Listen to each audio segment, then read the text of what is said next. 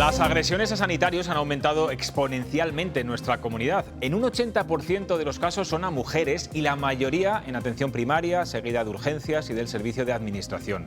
De hecho, los juzgados de Castilla y León tramitan una docena de casos penales de gravedad. Hace 2 días la Fiscalía Superior y la Consejería de Sanidad se han unido para lanzar un mensaje común: que los sanitarios denuncien, que lo digan, que no callen, que no tengan miedo. Hoy está con nosotros el fiscal superior de Castilla y León, Santiago Mena. ¿Qué tal? Buenas noches. Muy buenas noches. ¿Tienen miedo? Incluso a algunos les da vergüenza denunciar este tipo de agresiones en sus puestos de trabajo.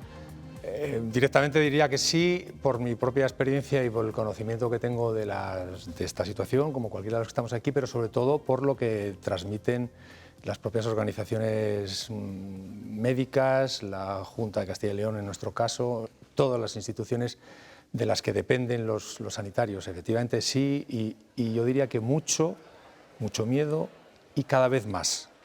En los últimos años.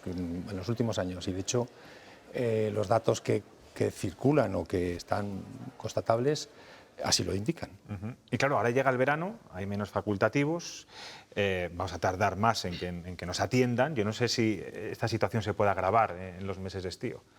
Suele pasar y ya se está preparando esta situación, y quizá también en los últimos años, y este próximo probablemente más, y la explicación es, a la vista de los informes que hay de los observatorios que se dedican principalmente a coger los datos de los facultativos, eso es uno de los indicadores que establecen como primera situación.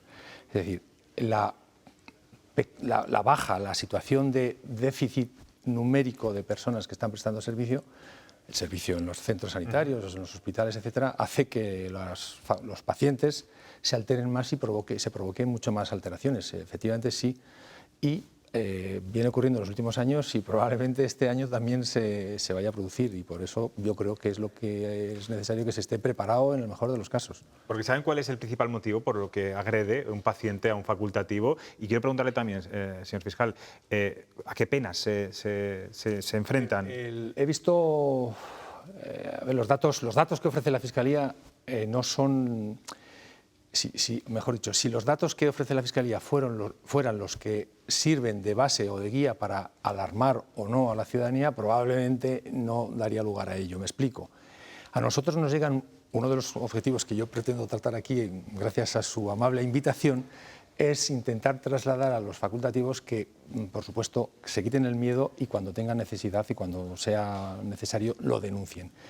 Vuelvo a lo que digo de la Fiscalía. La Fiscalía tenemos muy pocos datos sobre esta cuestión, pero porque lo que no tenemos hoy por hoy una estadística o un mecanismo para detectar los asuntos que llegan por delitos contra los sanitarios. Hablando de las penas, los delitos que más graves son delitos de atentado, que tienen la condición los facultativos, no solo los sanitarios, también los de educación, que eso será para otro día. Espero que para otro día hablemos de las agresiones a los educadores.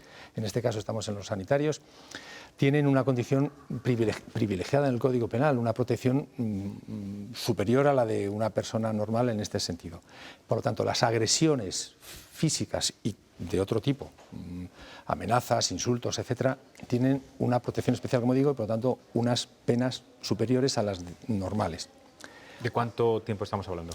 Es decir, se les reconoce la condición de funcionario a los facultativos que trabajan en la sanidad pública, Los privados es otra situación.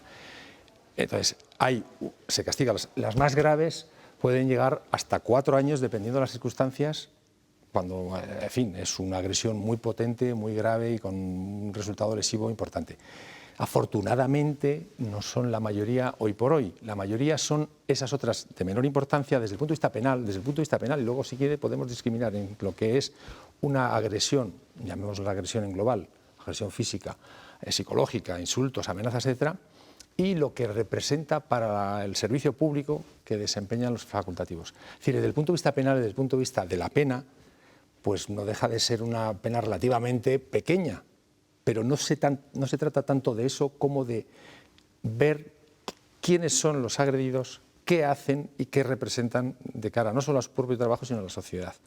Es decir, una amenaza, que generalmente, y también lo que hablábamos ayer o estos días con la consejería, es intentar trasladar a los facultativos y a la sociedad en general que esa denuncia oculta, o mejor dicho, que no aflora, que no aparecen, esos hechos, para mí modestamente graves, que es atentar contra un profesional en su puesto de trabajo, a veces lo liquidamos, permítaseme la expresión, con un delito menor, que es un delito leve, que penalmente probablemente no dé para más, desde el punto de vista de lo que es un insulto, lo que es una amenaza, lo que es un eventual empujón, etc. Pero desde el punto de vista del servicio, de la prestación de servicio público que representa la sanidad en este país, es alarmante. No puede ser que en Castilla y León no están en la Fiscalía, repito, pero sí están en el observatorio y están controladas denuncias. 900 denuncias a lo largo del año pasado de todo tipo de agresiones más graves, más leves, pero atentados, para entendernos en el sentido literal de la palabra, a un profesional en el puesto de trabajo, a alguien que está prestando un servicio público. Bueno, y que nos está protegiendo, sanitariamente. Y luego, si quiere, ya entramos en eso, ¿qué supone la agresión a un profesional? Claro, pero usted está diciendo, el mensaje que hoy quiero decir, que es el que más o menos trasladó el otro día con el consejero de Sanidad, es un mensaje directo a los profesionales sanitarios, enfermeras, médicos, a que denuncien, que no tengan miedo. Yo entiendo que no lo hacen muchas veces por represalias. ¿Va a impulsar usted órdenes de alejamiento cautelar para los agresores sanitarios, que sé que es algo bastante complicado? Claro, esto es una medida que está en el Código Penal y la Ley de Enjuiciamiento Criminal. Es decir, cuando... para que se sientan más protegidos también los... Claro, pero esto no va a ser en la mayoría de los casos, porque penalmente no cabe para el tipo de delitos que hoy por hoy sufren los sanitarios. Es decir, un delito leve de amenazas o de coacciones, es muy difícil que se pueda establecer, con los requisitos que exige el Código Penal y la jurisprudencia, un alejamiento o una prohibición de comunicación. Es cuestión de valorar cada caso concreto. Y lo que sí que se trataba de decir a los representantes de la Junta y de los servicios de la sanidad en esta región era que pongámonos, o que al menos tenga la sensación de que la Fiscalía sí está, como se dice ahora, proactiva en todo este sentido, hasta donde podamos llegar desde el punto de vista penal, pero que al menos ellos sepan que no como hasta ahora, que a veces... que no están solos, ¿no? No están solos, que se nos ha tenido un poco como me lo decían el otro día. Dice, claro, es que vemos a una toga, vemos a un fiscal y lo que nos da es miedo. No, todo lo contrario. El único, entre comillas, que puede tener miedo, desde luego no es un facultativo agredido. Debería ser el agresor. Hablaba usted de datos, tengo aquí algunos. El 2023 concluyeron con 709 agresiones verbales, 118 físicas, 775 agredidos y la mayoría mujeres. Claro, esto, quizá ahora decir esto ya están otra vez diciendo las mismas cosas, los fiscales o incluso los presentadores de televisión. Pero es que desgraciadamente es así. Es decir, evidentemente en Castilla y León el mayor número de facultativas es mujeres, profesionales médicos, enfermeras, personal de administración. Pero el porcentaje de agresiones supera a la mayoría respecto del número de mujeres que hay trabajadoras. Es decir, si hay un 70 y tantos % de mujeres en la sanidad, en las agresiones superan el 80 y tantos %. Evidentemente, o sea, es una desproporción importante. Y en el día a día de los facultativos, en los servicios principalmente de atención primaria o de urgencias, que es donde se provocan quizá ese estrés, que luego habrá que comprender también al paciente, pero eso es otra historia, En este caso estamos la víctima, repito, víctima es víctima la persona que sufre la agresión. Y el otro día me decían en la reunión con el consejero, es que nunca hemos oído hablar esta palabra para los médicos o las enfermeras o los facultativos agredidos. Claro, cuando uno sufre un ataque es una víctima. De la misma manera que hablamos de víctimas de robos, hablamos de víctimas de violencia de género, hablamos de víctimas de delitos de odio, también es víctima una persona, repito, que en su puesto de trabajo, ningún otro colectivo en este país que yo sepa sufre tal número de agresiones en su puesto de trabajo, ninguno.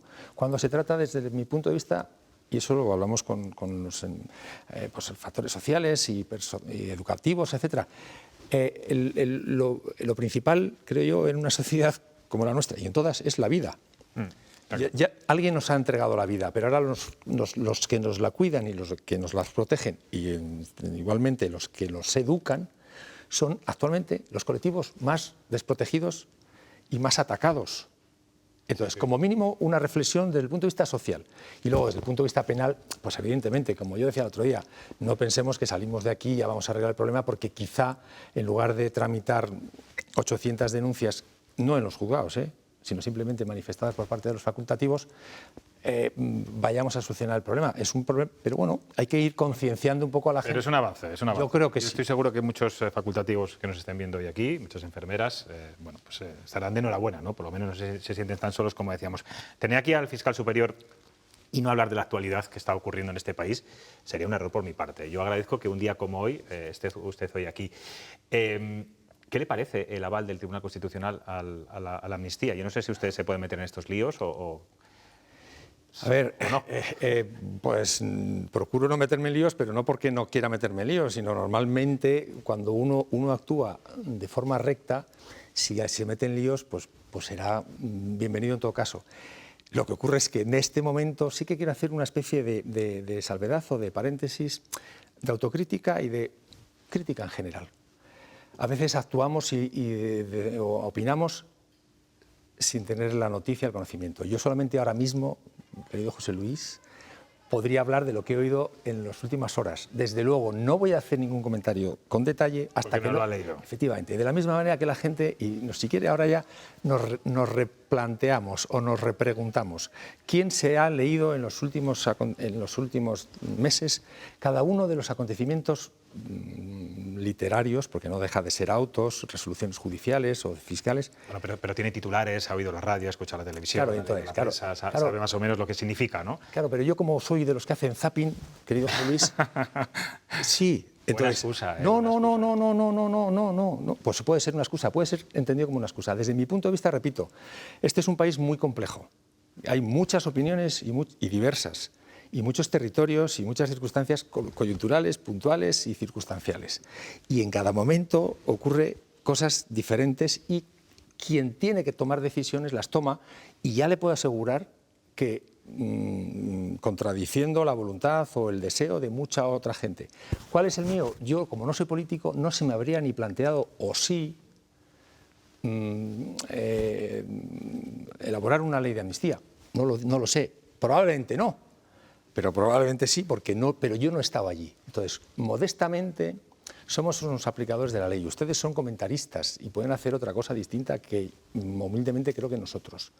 Y hasta que no tuviéramos esa condición del detalle, porque es que a mí igual me convence, imagínese, José Luis,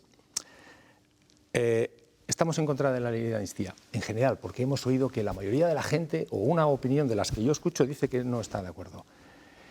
A ver si resulta que ahora leemos la resolución del Tribunal Constitucional y acabamos convencidos de lo contrario. No lo sé. Yo estoy seguro que usted sí que ha leído el auto de procesamiento. Usted es subordinado, entiendo, ¿no?, del fiscal general del Estado. Hasta lo último he leído todo, menos lo de la ley de amnistía, porque no me ha dado tiempo. Bueno, pues, ¿qué le parece el procesamiento del que es su jefe, del señor García Ortiz? Podría decir lo que sea, porque bueno, no podría debatir con usted porque no se la ha leído. No, yo tampoco. No hace falta, no hace falta. Es decir, tiene 52 folios. Sí. Entonces, yo he hablado con juristas de toda condición, de toda ideología, eventualmente de toda ideología, y ¿por qué será que no hay unanimidad en interpretar eso? ¿Y usted en qué lugar se encuentra? En el que me ha resultado bastante difícil llegar a la conclusión última a la que llega el magistrado instructor. Ya desde el principio, desde el primer párrafo, ¿eh? Es decir, pero bueno, la conclusión que obtiene es que cualquier eventual duda, que desde mi punto de vista son muchas, de las que se desprenden del auto, no otra cosa, no desde octubre del año pasado, todas esas cosas que han salido en los medios de comunicación, no, leyendo el auto. Es decir, si ese auto se lo dan a los alumnos de Derecho, de segundo de Derecho de una facultad, habría que ver qué dicen, aplicando los parámetros penales, procesales y jurisprudenciales. ¿Y a usted le preocupa la imagen? Claro. ¿Se está dañando la imagen de la Fiscalía? Naturalmente, no creo que haya ningún fiscal en España ni otras personas que estén motivadas con que el Poder Judicial y la Administración de Justicia funcione bien, que no esté preocupada, claro que sí. Yo también, yo el primero, entre otras cosas, quizá como miembro de somos 2.804 fiscales. No creo que haya ninguno de los 2.804 fiscales de la plantilla de la Fiscalía que no esté preocupado, lógicamente sí. Lógicamente sí. Y ahora me pregunta, ¿y cómo lo arreglaría usted? Y yo, claro, no tengo ni idea. No tiene idea. Vale. ¿Hizo usted el parón, como muchos compañeros jueces y fiscales, por la mal denominada Ley Bolaños? No hice el parón. Por cierto, hoy el Poder Judicial ha acordado por unanimidad que la huelga de jueces y magistrados, que está prevista convocarse en julio, no tiene sustento legal y no reconoce la convocatoria. ¿Qué le parece? Si lo dice el Consejo General del Poder Judicial, no, ¿qué voy a decir un modesto fiscal de provincias? Pues efectivamente es algo que ya se viene, lo dijo el Consejo General del Poder Judicial en el año 2019, si no me equivoco, con la primera de las, no sé si 18, 19, 22, 23, yo creo que esta va a ser la sexta. Entonces, efectivamente, el sustento legal no está, como dice el Consejo General del Poder Judicial, que también me lo he leído, no del todo, porque sí que es un acuerdo bastante importante y de enjundia, pero como viene siendo un poco lo que venía diciendo en los últimos años, pues efectivamente no tengo nada que decir, porque efectivamente el sustento que le corresponde al ámbito del derecho de huelga, como cualquier otro colectivo, no tenemos. Somos un poder del Estado, en fin, está por explicar y concluir definitivamente. Eso no quiere decir que yo, así en lo personal, porque también se dice que se abre la posibilidad a que desde el punto de vista individual o personal, cada uno ejercite ese derecho a la huelga o a la protesta de la manera que se va a hacer, seguramente. Pero... Usted no hizo el parón, pero ¿qué le parece la ley Bolaños? ¿Perjudica, beneficia en el caso de Castilla y León? ¿Cuál de las dos? La ley de enjuiciamiento, es que sé que le gusta que diga el nombre, que no le gusta que diga el nombre. La ley de eficiencia judicial. Es que no voy a venir aquí a tal, pero es que a veces, en este caso, en los últimos años, en los últimos meses, en este ámbito de la Administración de Justicia, de la Fiscalía, se mezcla todo mucho. Se mezcla todo mucho. Cuando a mí me preguntan por ahí en otros foros, ¿qué piensa usted? Digo, vamos a ver, vamos a separar. El fiscal general de Estado tiene un asunto, un procedimiento penal que va por un lado. La corrupción, llamada corrupción del ámbito alrededor del gobierno, de los políticos o de otras instituciones, va por otro lado. Sí, claro. La amnistía va por otro lado. Va por otro lado. Claro, pero es que al final se nos mezcla todo y dice, si usted no ha hecho el parón es porque está de acuerdo con la amnistía. Si usted no va a hacer... No, vamos por partes. Y lo de las famosas estas leyes, anteproyectos de ley, evidentemente son principalmente dos que son los que están dando lugar a la protesta un poco, sí. Yo creo que, no sé si unánime, pero mayoritaria o numerosa, que no mayoritaria seguramente porque... Los progresistas no están ahí, ¿no? No, pero los progresistas, teóricamente, los denominados progresistas es un número menor del resto, pero es que los denominados no progresistas también son un número menor con relación a la totalidad de las carreras, porque la mayoría son no asociados. Entonces, asociados, en la carrera fiscal no hay más de una tercera parte. Entonces, ¿qué piensan los no asociados? ¿Le sumamos a un sitio o a otro? Bien, repito, retomo. Esos dos anteproyectos que son los que están motivando la situación son dos diferentes. Uno, la Ley de Enjuiciamiento Criminal, Ley Orgánica del Poder Judicial, y el Estatuto del Ministerio Fiscal. La primera, respecto a la Ley de Enjuiciamiento Criminal, sobre la posibilidad de trasladar y adaptarnos al sistema que nos rodea en nuestro entorno, que la investigación de los asuntos penales pase de los jueces de instrucción de toda la vida a la Fiscalía, me parece bien, porque es una cosa que venimos reclamando también los fiscales que ahora dicen que no es el momento. Lo venimos reclamando desde hace, inopinadamente, yo creo que desde la democracia, desde que se instauró la democracia. Por tanto, en esencia me parece bien. La traslación o la transposición o el desarrollo de ese proyecto, pues es lo que seguramente es manifiestamente mejorable. Pero la esencia me parece bien. Y ya también me autocontesto. ¿Este es el momento? Pues no se sabe cuándo es el momento, porque venimos dejándolo desde hace 40 años. El otro día me decían, precisamente hablando con un compañero suyo, dice, y ahora en época de crisis, y alguien dijo, y yo lo someto aquí a la consideración de los tertulianos o de quien quiera, quizá ahora en época de crisis es cuando mejor puede pasar las cosas, porque si no, no se va a hacer nunca. Ha habido anteproyectos de ley de enjuiciamiento criminal en los cajones de los ministerios, 5 por lo menos, a punto de salir. Cuando no ha sido por una cosa así... que el rechazo no es unánime, como usted decía, pero... No, unánime no. No, unánime no. Pero es numeroso, ¿no? Que quizá algo se está haciendo mal. Bueno, vamos a ver qué le preguntan nuestros compañeros periodistas, ¿le parece? Bueno, no le queda otra, ha venido para esto también. Isabel. No, encantado. Buenas noches. A ver, yo tenía varias preguntas, a ver si las podemos resumir. Ha venido sobre todo por ese acuerdo con la Consejería de Sanidad y hablaba de que los delitos en el fondo no se pueden elevar mucho más las penas en función del tipo de delito, pero ¿se podría modificar? ¿Usted es partidario de modificar algo para que haya una pena mayor y no haya o por lo menos eso es lo que se percibe desde fuera, esa sensación de impunidad, que sale barato esa agresión. Y luego, por otra parte, están los delitos de menores, no menores, por parte de menores. ¿Están creciendo o esa es la sensación que se tiene? ¿A qué se debe? Y creo que son más graves. ¿De menores a sanitarios te refieres? No, de menores en general. Menores. Vamos por partes. Ya si llegamos los menores a sanitarios. No, no. Es decir, yo no, generalmente después de casi 40 años la pena sin más o el castigo sin más pues no suele generar una solución definitiva. Está bastante castigado el Código Penal este tipo de delitos. El principal problema que ocurre aquí es que la mayoría de las veces no hay ocasión, no hay opción porque no afloran esas denuncias. Es decir, está claro.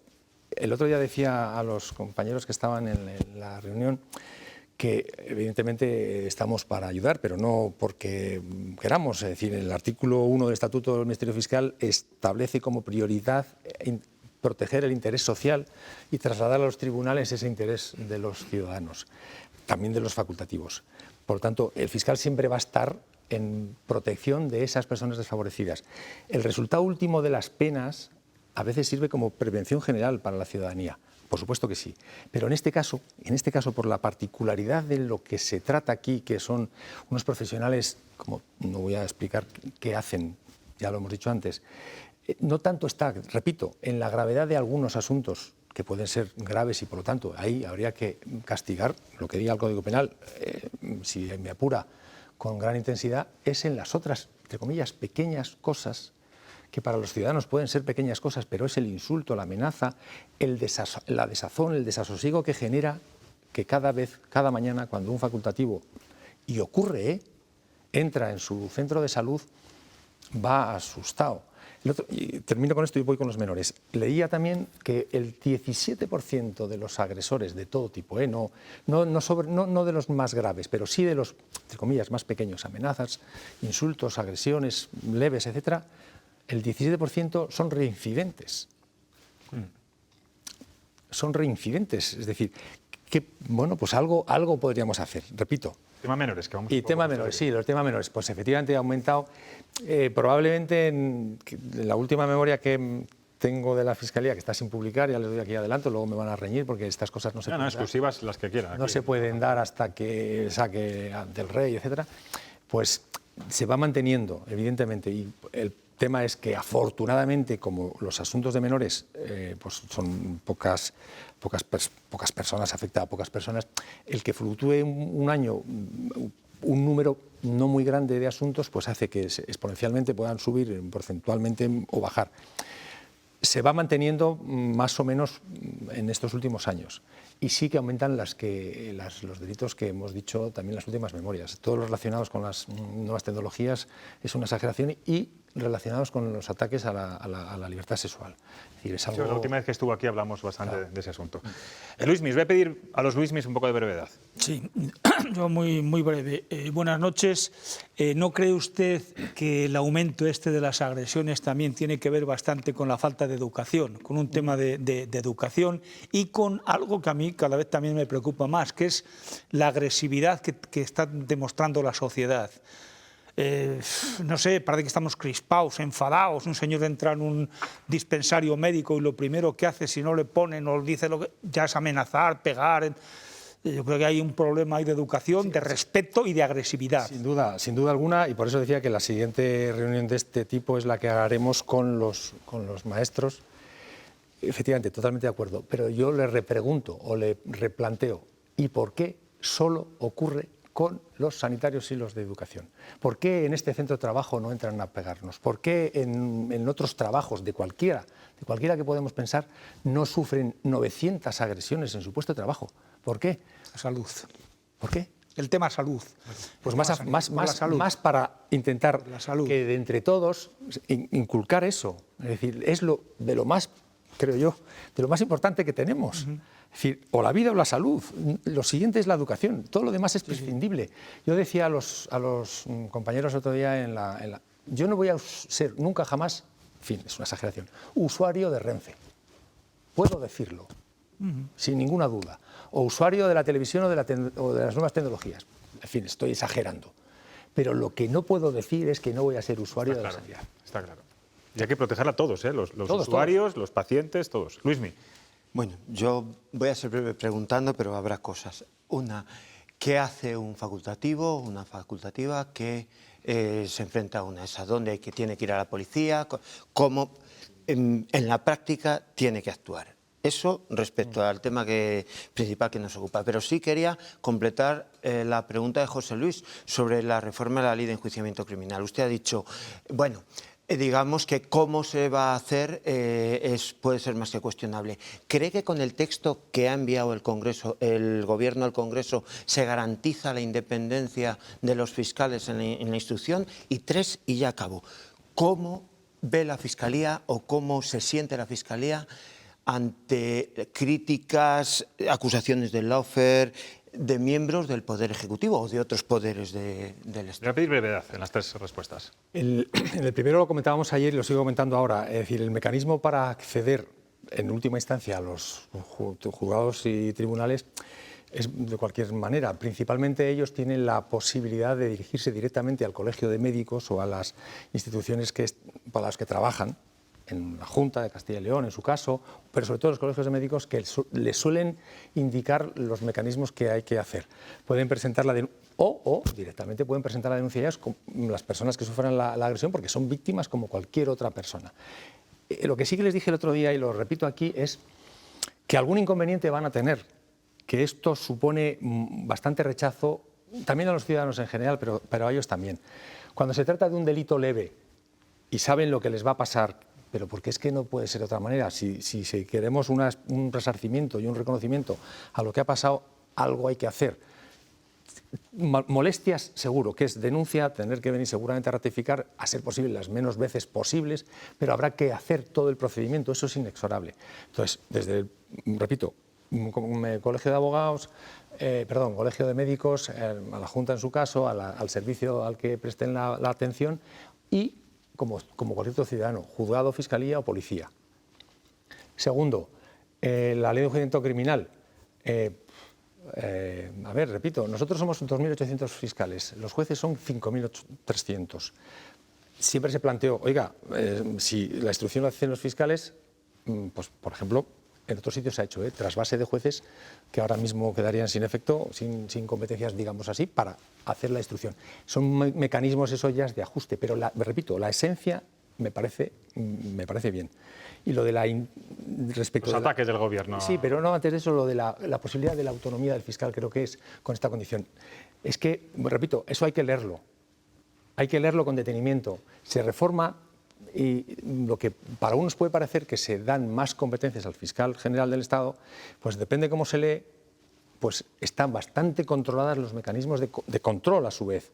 Es decir, se ha hecho lo que se pretendía en su momento, decir, bueno, vamos a desligarlo del gobierno y así, en lugar de 4 años, que es el periodo legislativo... Sí, para que no coincida.